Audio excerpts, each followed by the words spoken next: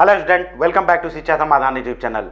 तो बच्चों, जैसा कि जोसा का 4th राउंड का रिजल्ट आ गया है, तो कुछ बच्चों को नए अलॉटमेंट आए होंगे और बहुत सारे बच्चों का अभी अलॉटमेंट चेंज नहीं हो रहा है। तो बच्चों, आप 6 राउंड तक वेट करो और सीसेब का वेट करो। डेफिनेटली आपका जो है अलॉटमेंट चेंज होगा और बेटर होगा। तो अभी जो बच्चों का मेरे पास क्वेरी आ रहा है मोस्टली, वो आ रहा है कि विड्रॉल क्या करना है या रिपोर्टिंग कैसे करना है। तो इसके बारे में हम डिटेल में इस वीडियो में बताने वाले हैं।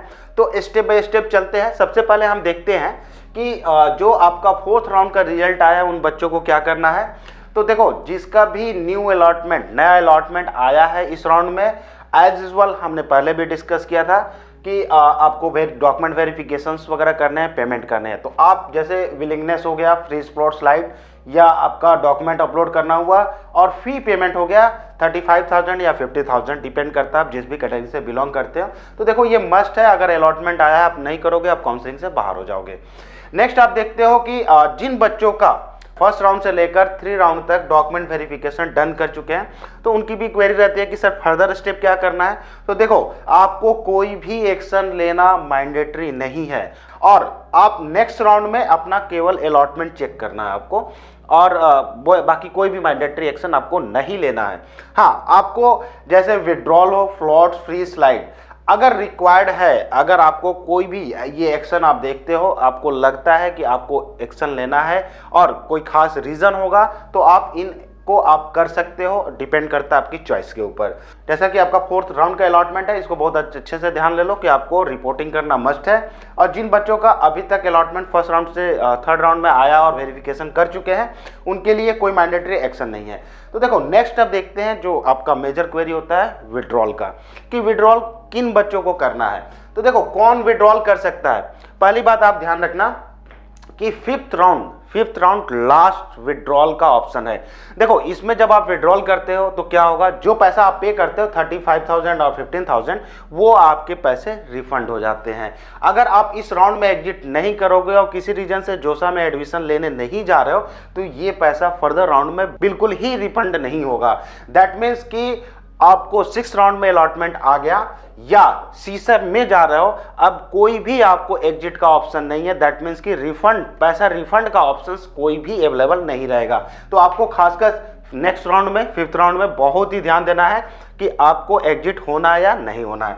और देखो, जो बच्चों का अभी तक लग रहा है कि रॉन्ग चॉइस फिल कर चुके हैं, देखो चॉइसेस बहुत इंपॉर्टेंट होता है, जैसा कि पहले भी हमने डिस्कस किया है। लेकिन किसी रीजन से अगर लगता है कि चॉइसेस रॉन्ग हो गई हैं, हमें कॉलेज और ब्रांच अच्छा नहीं मिला है, तो आप उससे काउंसलिंग प्रोसेस से बाहर हो सकते हो और सीसेब में पार्टिसिपेट कर सकते हो।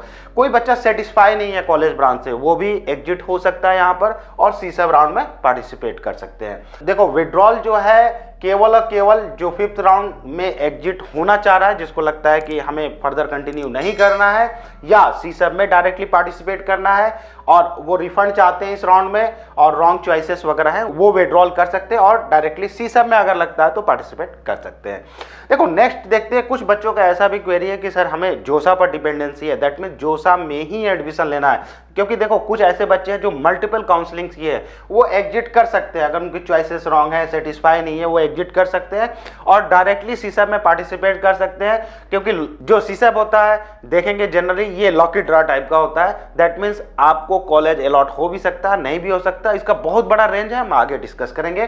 तो देखो, इसमें बहुत बच्चों का क्वेरी आ रहा है कि क्या हम अपना सीट रखते हुए काउंसलिंग कर सकते हैं। डेफिनेटली कर सकते हो। बहुत सारे ऐसे बच्चे हैं जो फर्दर 1 राउंड से लेकर 5th राउंड तक, जिन्होंने फ्रीज कर दिया है, फ्लोट कर दिया है, स्लाइड कर दिया, कुछ भी आप किए हो। अब इस राउंड में जो आपका फाइनल अलॉटमेंट आएगा, उसको आप होल्ड करते हुए सीसेब में जा सकते हो। देखो, सीसेब में आप होल्ड करते हुए जाओगे कि बेनिफिट क्या होगा। देखो, स्टिल आपके पास ऑप्शन अवेलेबल है कॉलेज और ब्रांच को अपडेट करने के लिए। दैट मीन्स किसी रीजन से आपने चॉइसेस में गलती की हो और आपको कॉलेज मिल गया हो, बट अब चाहते हो कि नहीं, हम चॉइस फिलिंग करेक्ट कर ले और हम थोड़े और अच्छे कॉलेज में ब्रांच चेंज कर ले या हम कॉलेज ले ले, तो ये ऑप्शंस अवेलेबल होगा आपके पास। देखो, होल्ड कर सकते हो। देखो, क्या होता है कि सीसेब में जनरली आपको कॉलेज मिल भी सकता है, नहीं भी मिल सकता है। लेकिन अगर आप होल्ड करके जाते हो, किसी रीजन से आप सीट होल्ड करके जाते हो, तो आप सीसेब में जब काउंसलिंग करोगे तो आपका सीट बना रहेगा। ध्यान रखो, आपका सीट बना रहेगा। जो भी आपको लास्ट अलॉट हुआ है 6th राउंड में, और साथ में आप अपग्रेड कर सकते हो अपने सीट को नई चॉइसेस फिल करके। तो यहाँ पर ध्यान रखना कि कंप्लीटली चॉइस आपकी नई फिल की जाएगी। जैसा कि अभी तक आपने देखा है कि फर्स्ट राउंड से लेकर 6 राउंड तक आप कोई भी चॉइस एडिट नहीं कर सकते हो, बट यहाँ पर सीसम में आप जाते हो आपकी चॉइसेस फिर से फिल होंगी। दैट मीन्स जो भी अभी तक आपने गलती किया है चॉइसेस में, या आप समझने में गलती की हो कि हमारे लिए कौन सा बेटर कॉलेज हो सकता है, वो यहाँ पर सुधार हो सकता है। तो डेफिनेटली हर बच्चे को सीसैब में पार्टिसिपेट करना चाहिए। रीजन बिहाइंड कि आपका कॉलेज और ब्रांच अपग्रेड होगा, आप डाउनग्रेड नहीं जाओगे। हाँ, चॉइस फिलिंग में सावधानी बहुत रखना आप। नेक्स्ट हम देखते हैं कि अब बच्चों का जो मेजर अब क्वेरी आ रहा है रिपोर्टिंग के लिए कि सर हमको रिपोर्ट कैसे करना है। तो डेफिनेटली अब क्लियर भी हो गया है कि एनआईटी सिस्टम में एनआईटी, ट्रिपल आईटी, जीएफटीआई बच्चों को क्लियर मैसेज आ गया है कि आपको ऑनलाइन ही रिपोर्ट करना है, कोई फिजिकल रिपोर्टिंग नहीं है। तो आपका क्लियर हो गया कि ऑनलाइन ही रिपोर्टिंग करना है। और सेकंड थिंग, जब ऑनलाइन रिपोर्ट्स कर लोगे तो आप कॉलेज के वेबसाइट पर, ध्यान रखो, कॉलेज के वेबसाइट पर आप अपना कॉलेज की जो फॉर्मेलिटी एडमिशंस की होती है वो कंप्लीट करना होगा। दैट मीन्स जो और एडिशनल डॉक्यूमेंट्स वगैरह रिक्वायर होंगे आप वहाँ पर सबमिट कर सकते हो। और वहाँ पर जैसे आपका लॉगिन आईडी और क्लास क्या चलेंगे, ये सारी डिटेल्स आपको उस लॉगिन आईडी से मालूम होता है। लेकिन एक और इम्पॉर्टेंट यहाँ पॉइंट है, ये मैंडेटरी नहीं है कि हर बच्चा इसको रिपोर्टिंग करे ऑनलाइन, जरूरी नहीं है कॉलेज को, क्योंकि अगर आप सीसैब में पार्टिसिपेट करते हो तो मैंडेटरी नहीं है। अगर आपको लगता है कि कॉलेज और ब्रांच से सेटिस्फाई हो और फर्दर आपको काउंसलिंग नहीं करना है, तो डेफिनेटली आप जो भी कॉलेज और इंस्टीट्यूट आपका फाइनल हुआ है आप रिपोर्ट कर लेना, और करना भी चाहिए, क्योंकि आपको फर्दर कोई एक्शन नहीं लेना है। लेकिन जो भी बच्चा सीसैब में पार्टिसिपेट कर रहा है उसके लिए मैंडेटरी नहीं है। और सीसैब में बच्चों पार्टिसिपेट करो, जैसा कि हमने बताया कि अभी भी कॉलेज और ब्रांच अपग्रेड करने का आपके पास मौका है। नेक्स्ट आप देखते हो, सबसे इंपॉर्टेंट है पार्सली एडमिशंस फी। देखो, जैसा कि अभी आपने पहले देखा होगा कि कोई भी नया अलॉटमेंट आया और आपने ये प्रोसेस नहीं किया, आप काउंसलिंग से बाहर हो गए, आपने देखा ही होगा। अब देखो, आप यहां पर अगर जो पार्सली पेमेंट करना है, पार्सली एडमिशंस फी करना है जोसा के वेबसाइट पर, अगर आप इसको नहीं करते हो आपका एडमिशन कैंसिल हो जाएगा। लेट इट भी आपने फ्रीज किया, फ्लोट किया, स्लाइड किया, इससे कोई मतलब नहीं है, आप काउंसलिंग से बाहर हो जाएगी, आपकी सीट कैंसिल हो जाएगी। तो बच्चों अभी से ही ध्यान रखना, कोई भी रीजन न रहे कि अगर आप सीट होल्ड करते हुए आप चाहते हो कि सीसैब में पार्टिसिपेट करें या एडमिशन का प्रोसेस आगे बढ़ाएं, तो आपको मैंडेटरी है पेमेंट करना है। पेमेंट कितना करना है, 40,000 या 20,000 डिपेंड करता है आपकी कैटेगरी के अकॉर्डिंग। तो ये पेमेंट करना बहुत मस्ट है। ध्यान रखना कि 20 नवंबर से लेकर 24 टिल 5 o'clock ही आप कर सकते हो। अगर इस ड्यूरेशन में नहीं करते हो, क्योंकि इसी समय आपका जोसा के पोर्टल पर आपके लॉगिन में अनेबल होगा कि आप पैसा पार्सली एडमिशन फी पे करो, आप उसी समय अनेबल होगा 20 से लेकर 24 के बीच में ही टिल 5 o'clock आपको पेमेंट करना मस्ट है। अगर आप काउंसलिंग में बने रहना चाहते हो, सीट रोकना चाहते हो, दैट मीन्स आपका एडमिशन होना है तो जरूरी है। तो पार्सली एडमिशन फी बहुत मस्ट है, आप इसको ध्यान रखना। और कुछ बच्चों का ऐसा भी क्वेरी आ रहा है कि सर ऑलरेडी हमने 35,000 या 15,000 पे किए हैं, तो फर्दर एडिशनल जो पे कर रहे हैं वो पैसा कहाँ जाएगा और कैसे एडजस्ट होगा, कैसे वापस मिलेगा, ये सारी क्वेरीज आ रही हैं। तो देखो, जो आपने ये पेमेंट किया है और जो आप यहाँ पेमेंट कर रहे हो, ये दोनों टोटल होकर आपके फीस में, जो कॉलेज का फीस होता है टोटल फीस में ये माइनस हो जाएगा। और किसी रीजन से कोई आपका एक्सेस अमाउंट होता है तो रिस्पेक्टिव कॉलेज आपको वो पैसा वापस करेंगे। तो बच्चों आपको बिल्कुल घबराना नहीं है, जो भी पैसा एडिशनल अभी पे कर रहे हो, पार्सली एडमिशन फी जोसा को पे कर रहे हो, वो आपका पैसा सुरक्षित है और वो आप ही का है। और आपके एडमिशंस का जो प्रोसेस होता है, जो एडिशनल अमाउंट लगते हैं, क्योंकि आपने सीट कंफर्मेशन फी पे किया था, और जो एडमिशन के लिए एडिशनल पेमेंट रिक्वायर होंगे उसमें ये एडजस्ट होगा। तो आप सिक्योर रहो कि इसमें कोई दिक्कत नहीं है और आपका पैसा सेफ है। तो देखो, पार्सली पेमेंट ये बच्चों ध्यान से आप नोट कर लो, 20 नवंबर से लेकर 24 तक टिल 5 PM तक कर ही लेना है। अगर नहीं करते हो आपको सीट फ्रीज फ्लोट जो भी किए हो आपका सीट कैंसिल हो जाएगा। हाँ, अगर कैंसिल हो गया तो एक ऑप्शन बचता है सीसैप में आपको भी जाने का। तो ओवरऑल बच्चों देखा कि जैसा कि पार्सली पेमेंट बहुत इंपॉर्टेंट है तो आप कर लेते हो और सीसैप के लिए जाते हो। देखो सीसैप बहुत जरूरी है, हर बच्चे के लिए जरूरी है।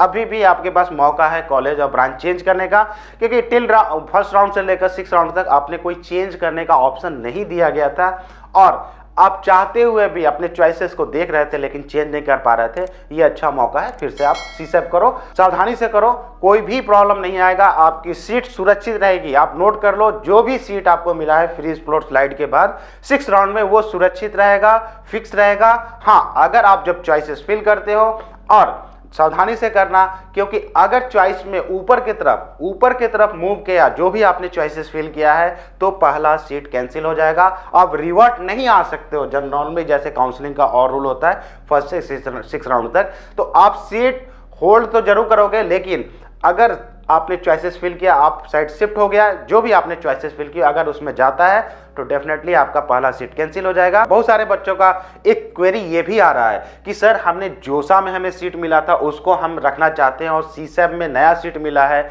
उसको हम कंपेयर कर, ऐसा पॉसिबल नहीं है। जोसा और सीसैप में डिफरेंस नहीं है। जोसा एक सिस्टम था, वहां से आपने 1 से 6 राउंड किया। अब जो सीट खाली हुई है किसी भी रीजन से, किसी ने डॉक्यूमेंट वेरीफाई या पेमेंट नहीं किया, किसी रीजन से किसी ने विड्रॉल किया 1 से 6 राउंड, जो सीट खाली है उसी का ये एक्सटेंशन है। आपको ब्रांच अपग्रेड करने का, कॉलेज अपग्रेड करने का एक ऑप्शन है सीसैप।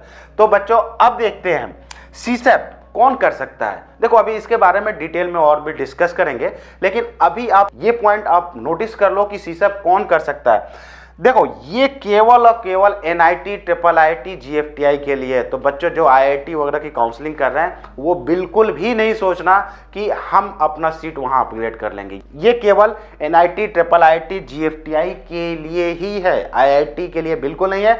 आईआईटी यहाँ पर पार्टिसिपेट करेगा ही नहीं।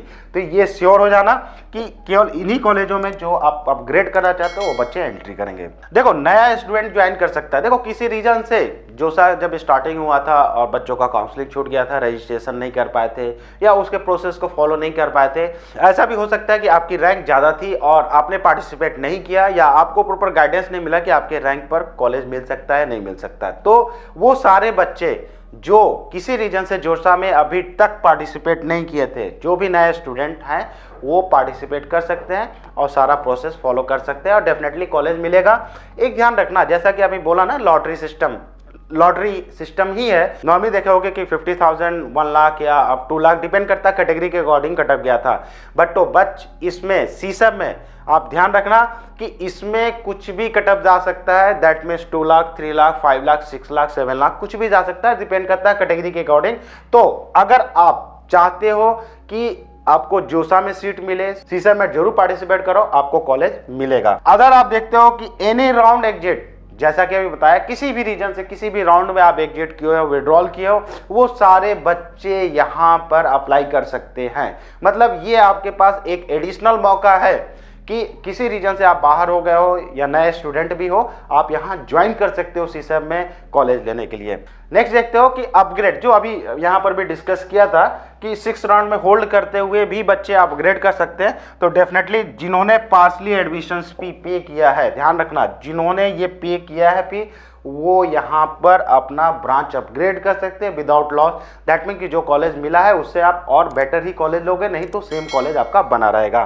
तो देखो ये सीसैप का पूरा प्रोसेस अभी हम डिटेल में नेक्स्ट वीडियो में बात करेंगे कि कितने रैंक तक के बच्चों को काउंसलिंग करना चाहिए। और हर बच्चे को ये ध्यान रखना होगा कि रजिस्ट्रेशन, पेमेंट और चॉइस फिलिंग ये मैंडेटरी है। ऐसा नहीं है कि आपने पेमेंट कर दिया और काउंसलिंग ही नहीं करोगे और नया कॉलेज मिल जाएगा, ऐसा पॉसिबल नहीं है। आप सभी बच्चों को रजिस्ट्रेशन, पेमेंट और चॉइस फिलिंग प्रोसेस करना मस्ट है, तभी आपको कोई कॉलेज मिलेगा। तो बच्चों होप ये वीडियो अच्छा लगा होगा और आपको सारी जानकारी मिली होंगी, सारे डाउट्स क्लियर होंगे कि फर्दर आपको क्या लेना है नेक्स्ट सेक्शन में टिल सीसैप तक। अब नेक्स्ट वीडियो में हम आपसे बात करेंगे कि कट ऑफ वगैरह क्या जाएंगे या किस रेंज तक कौन कौन से बच्चे अप्लाई कर सकते हैं। देखो सीसैप में एक सबसे बड़ी खासियत ये होती है कि अगर आपको कॉलेज मिलेगा, जो नए यूजर आ रहे हैं उनके लिए सबसे एक इम्पॉर्टेंट ये इन्फॉर्मेशन होता है कि अगर आपको कॉलेज मिल गया तो आपको कॉलेज ज्वाइन कर लेना चाहिए, क्योंकि पैसा रिफंड नहीं होगा। और ये भी क्लियर मैसेज है, अगर आपको जो भी चॉइस फिल किया हो अगर उसमें कॉलेज नहीं मिलता है, आपके पैसे 100% रिफंड होंगे। तो सीसेब आप करो, लॉटरी राउंड है और डेफिनेटली 5 लाख 6 लाख 7 लाख रैंक है, आपको कॉलेज अच्छा मिल सकता है। तो बच्चों, इस चैनल के माध्यम से हम एक और इन्फॉर्मेशन आपको देना चाहेंगे कि जो काउंसलिंग सपोर्ट सिस्टम है शिक्षा समाधान का, वो अनेबल हो गया है सीसेब के लिए। और जो बच्चे उसमें पार्टिसिपेट करना चाहते हैं, अपनी चॉइस फिलिंग करेक्ट करना चाहते हैं या हमारे काउंसलर से गाइडलाइंस लेना चाहते हैं, हेल्प लेना चाहते हैं, वो जरूर ज्वाइन कर लें। देखो, ओवरऑल आप ये समझ ही गए होंगे कि टिल 6 राउंड तक या आप ये सारा जो प्रोसेस हो कितना कॉम्प्लिकेटेड होता है। साथ में आप ये भी समझ गए होंगे कि चॉइस फिलिंग बहुत बहुत इंपॉर्टेंट होता है। उसमें गलती होने की वजह से जैसे आपको रॉन्ग चॉइसेस मिल रहा है या सेटिस्फाई नहीं हो रहा, तो ये सारे फैक्टर नहीं आते। आपके चॉइस फिलिंग बहुत ही परफेक्ट होना चाहिए, जो शिक्षा समाधान ऐप के माध्यम से एक परफेक्ट वे में चॉइस फिलिंग क्या होना चाहिए या आपको किन बातों का ध्यान रखना चाहिए, ये सारे हमारे एक्सपर्ट आपको गाइड करेंगे। तो बच्चों, जैसा कि हमने इस वीडियो के माध्यम से जोसा का ये जैसे आपका राउंड 4 में आया विड्रॉल या रिपोर्टिंग सिस्टम है, ये सारा बहुत ही अच्छे से एक्सप्लेन किया गया है। और हमारा मानना है कि आपका कोई भी डाउट नहीं बचा होगा कि फर्दर क्या और कैसे एक्शन लेना चाहिए। तो बच्चों, इस वीडियो को आप लाइक करो और शेयर करो अपने दोस्तों के बीच में, ताकि ज़्यादा से ज़्यादा उनके पास ये इन्फॉर्मेशन पहुंचे और उनके डाउट्स क्लियर हो। और फिर भी आपको लगता है कि कोई डाउट्स है, तो हमारे शिक्षा समाधान ऐप में आस्क योर क्वेरी है, कोई भी क्वेरी कर सकता है। आप या सब्सक्राइब किए या नहीं भी सब्सक्राइब किए हो, आपको पूरा सपोर्ट मिलेगा। Thank you. शिक्षा समाधान, simplifying admission process. Download the app now.